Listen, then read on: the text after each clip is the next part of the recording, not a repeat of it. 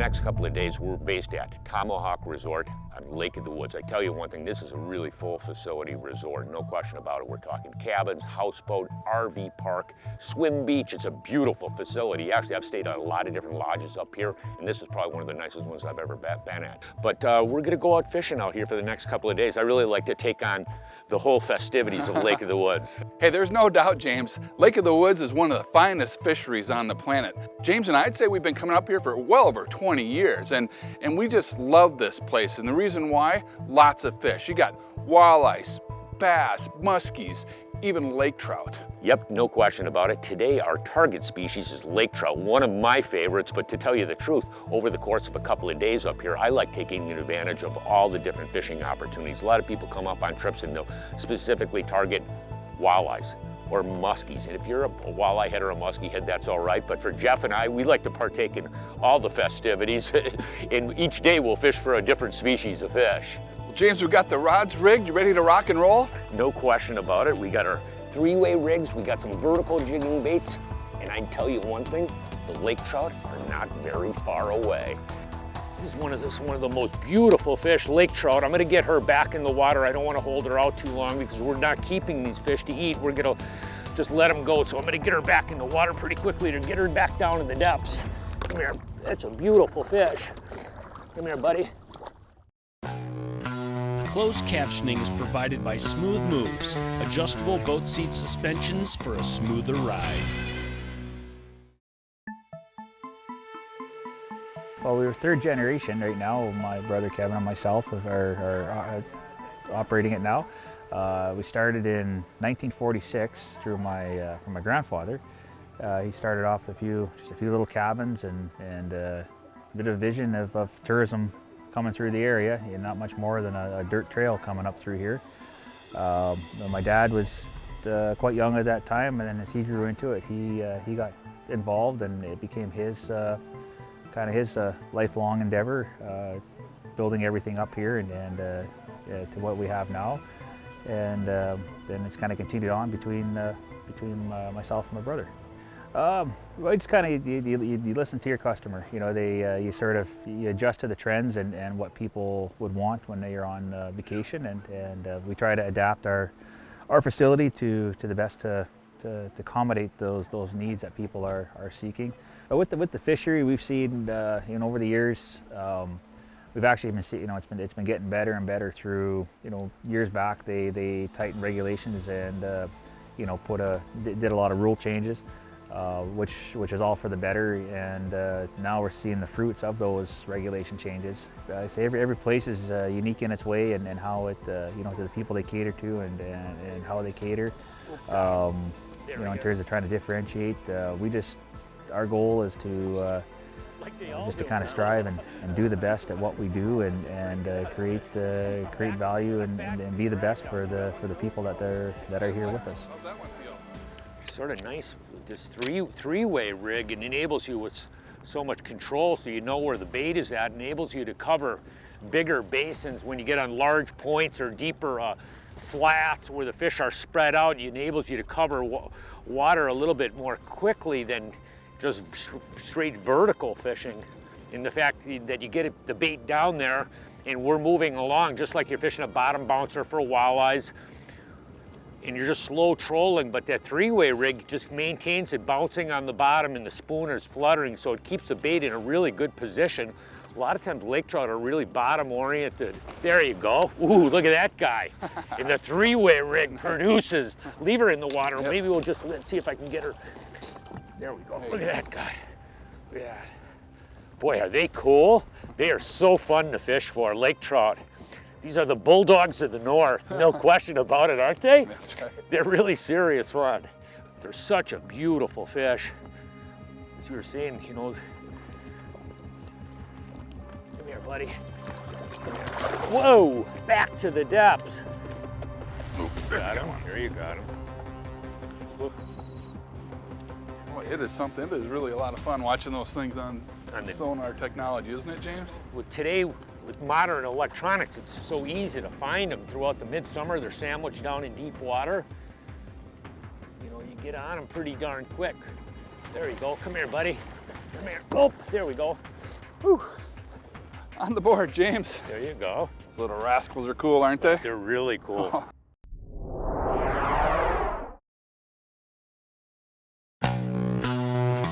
This segment has been brought to you by Wavy Label Eyewear, backed by lifetime warranty.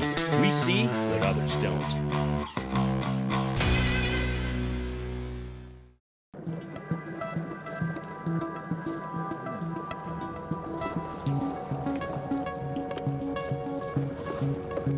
You know, over the years, I've actually spent a tremendous amount of time up on Lake of the Woods hunting for all different fish species.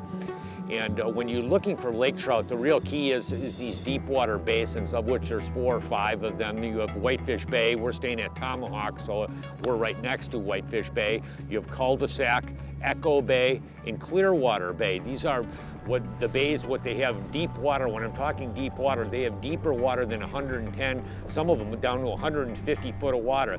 These are deep, cold water refuge that lake trout, whitefish, and tullibees need to live over the summer. They can't really withstand any water temperature too much warmer than about 60 degrees. But throughout the summer months, what we're doing is midsummer months, we're really targeting very, very specific spots. You need some help with this one? I think so. You're not gonna go dumpy on me, are you? I'll get a net. Ooh, there you go. Come here, buddy. There we go. Thank you. Oh, there, Mr. Simpson. Look at this, the way I set that up for you. Pro. Perfect position right by in the net. How do Awesome. you even like that? I pop it out in the net. That one was a little shallower, James. Yeah. This is a large sunken hump that's anywhere between 40 and 70 foot of water. Right now the map highlighted from relatively shallow to about 70 foot, and that really highlights the best areas, but this is one type of spot I definitely would look at. This would be another really critical spot right here. You can see there's a large underwater peninsula and it sticks off into the deep water basins. You can see there's 128, 130 foot, 140s out here, 14 out here, but you can see this big tip of the peninsula, and you can even see these coordinates. We are way out on the end of it when we first started this morning, and there was a lot of large school of fish out in this deeper water end of that particular piece. The next spot you would look at, which is another really good type of water to look at, are these really super sharp ledge drops. And what I mean by that is when you go around a lot of these islands, you can all of a sudden see, like on this particular point, and we actually caught some fish on here, the exact same thing. It's 65, 80 foot of water, but it's actually almost right on shore. It's a very, very sharp drop. You can see I have like 4 different coordinates where we were fishing different pods of fish along this really sharp wall.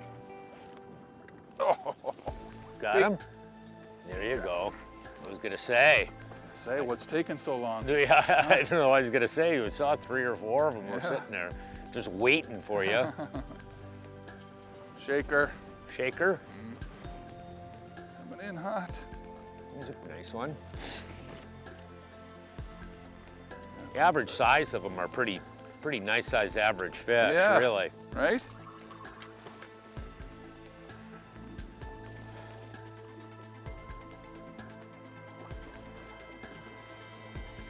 Not bad, James. No. Huh? Beautiful. Beautiful fish. Oh, not so great. One thing that's really critical for like any of this deep water fishing, we normally don't fish until you see fish. You can see there's a bunch of them right there. I'll mark a waypoint right there. But generally what Jeff and I have been doing today, we'll drive around this underwater structure before we start fishing and just isolate specific pods of bait fish or trout on these individual spots before we're fishing. We'll drive around. If it's a big piece like this one here, we'll drive around the whole structure. You'll see how big this thing is. We'll drive around this whole area and find the key locations where the trout are at this time. One thing you have to understand about this system, because you have wind blowing, wind is changing the bait fish locations. All of a sudden the wind is blowing from this direction. All of a sudden the fish might be piled up along this point here. All of a sudden the wind is blowing from this direction. The fish may be piled up on this side of this underwater reef system. So what we do to save time, we're driving around pretty quickly to isolate where the fish are. And there's a big one right there. We'll put a mark on that little rascal right there. That's a biggie right there. So that was on a number 8 Shad Rap. Your style of boat control is really key. One that was there from the very beginning. You want to be able to see in the water. The adventure begins. We are loaded for bear. We got You know, pikes. there's so many different ways to fish for walleye. Dependability and efficiency. Simple, fast, and easy. The best rods on the planet. Oh, James, I was just like, Got him? literally like sitting there.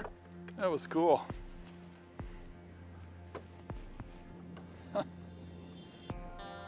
Ooh, you got yourself one, huh? Yeah, I did. Whoop, whoop.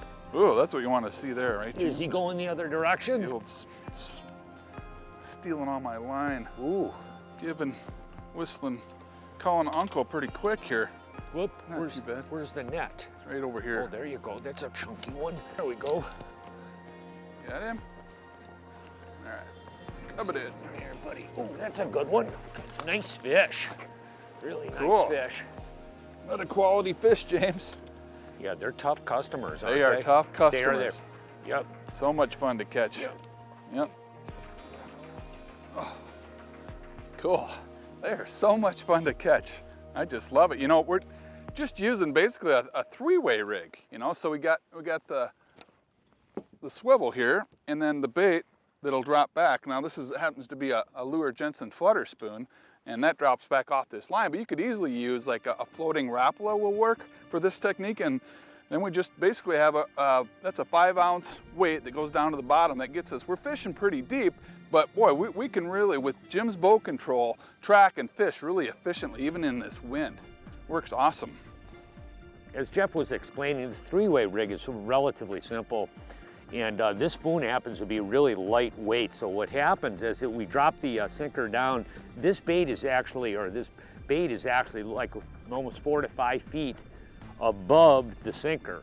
So what we're doing is actually dropping to the bottom and lifting it slightly off the bottom, or just literally walking the bait or the sinker on the bottom, and it keeps the bait in perfect position when the fish are relatively close to the bottom. The other thing that's really important about a three-way rig is when you drop it down to the bottom, what you want to do is feather it down.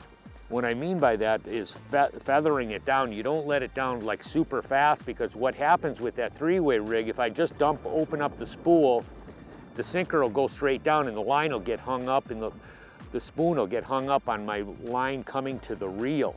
The other big thing about it is the relative speed we're moving with the boat. I've been tracking along and I'm watching with the depth finder, and I actually have my miles per hour here, and what we've been moving at approximately 1 to about 1.2 or 1.3. There's one. And you just got it back down to the bottom. There's a bunch of them on the tip of this point here. But you get it down there, and it's really such an efficient means to catch lake trout in deeper water conditions like this. And you know when you really catch the biggest ones? At this time of the year, during late summer, because all these fish are sandwiched down into deep water. All the bait fish are down there. And it's just really a fabulous time to fish for lake trout, because they're so easy to find. Whoa, wow. Oh. I'm not kidding you, this is a stellar day, Mr. Simpson. We've actually been on the water about, I don't know, 4 or 5 hours, and we've caught a bunch of lake trout. We really have. I mean, look at the size. Look. Oh, nice. That's pretty amazing.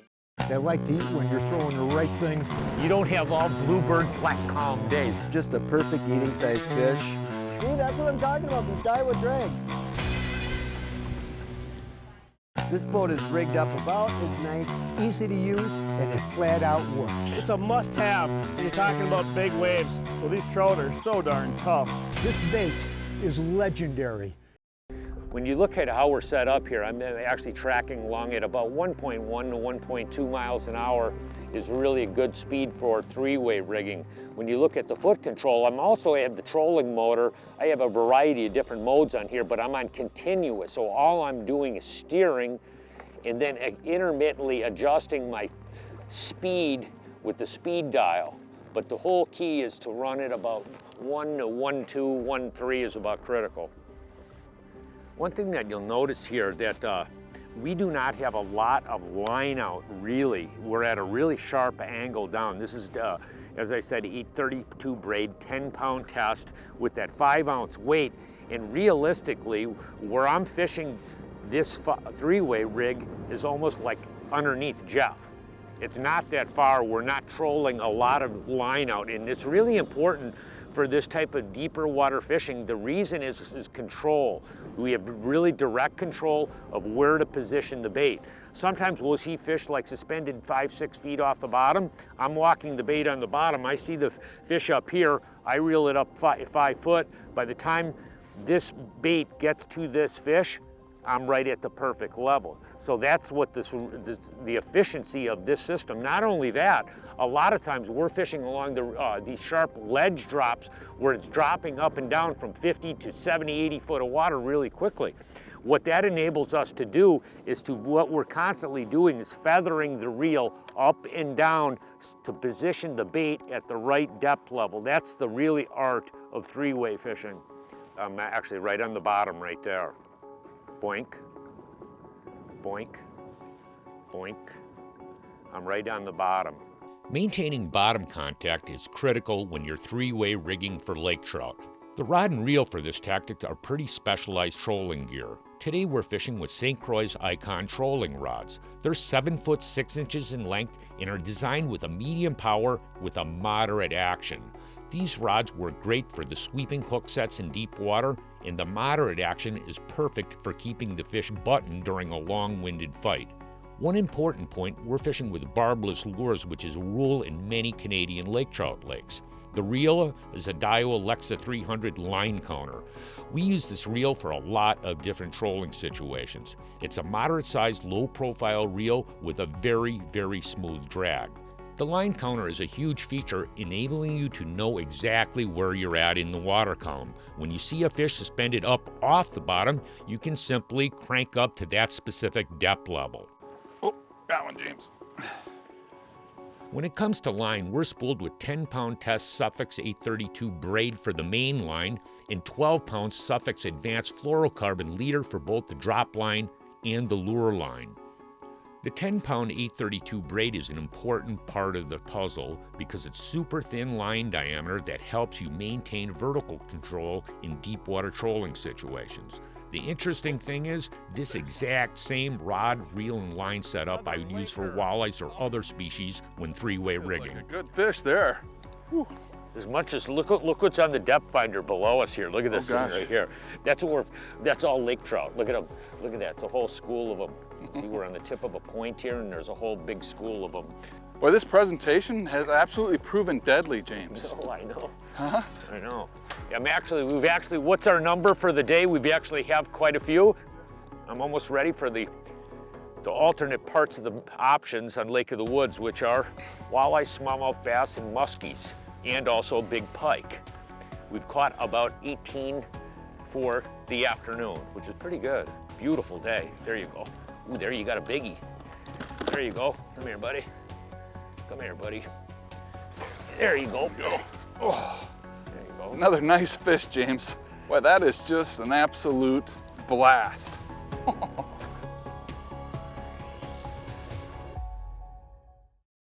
You know, in a given year, I read a lot of books, magazines, papers that are coming from people in a full-time ministry. I'm into the Bible on a regular basis, and it's part of my daily life, just like fishing in the fishing industry is. And this was in a current issue of Victory magazine. It's A Long-Lasting Life. Well, that caught my attention. I'm kind of getting up in years a little bit. And as I got into the article, it started talking about, well, I'm going to read it to you. Now, I got to explain to you, many of you might not know, I served in Vietnam.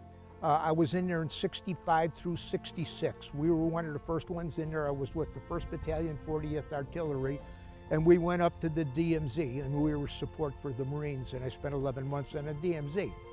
And this is why this caught my attention. And many of you I know are in the military and retired out of the military because I got oodles of letters and things from you.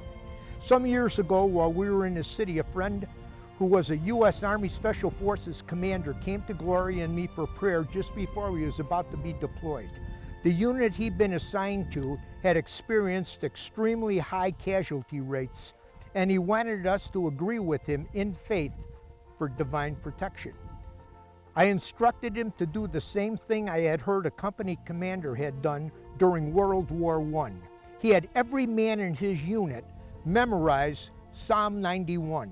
He ordered them to learn every verse so well that when he walked up to one of them and said verse 2 or verse 6, every soldier would be able to quote it. I loved it. The commander made it all the way through World War I without losing a single soldier.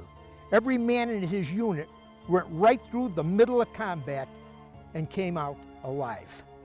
Keith, I want you to follow that example.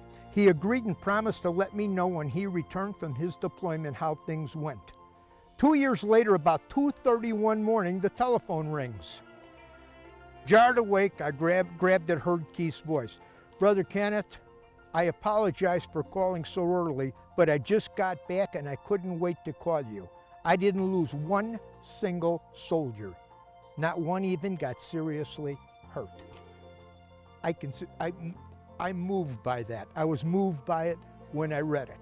How powerful is Scripture and the Word of God if you really believe it? You really believe it. It's miracle making. It can change your life. It can bless your life. It could give you life. I know that this is for somebody watching this right now. What I just read to you is touching your heart. I know it is. There's no question. The Holy Spirit just laid that on. This is specifically for you. Hey, from all of us here at The Edge, God bless you. Have a great fishing season, and we'll see you on the water.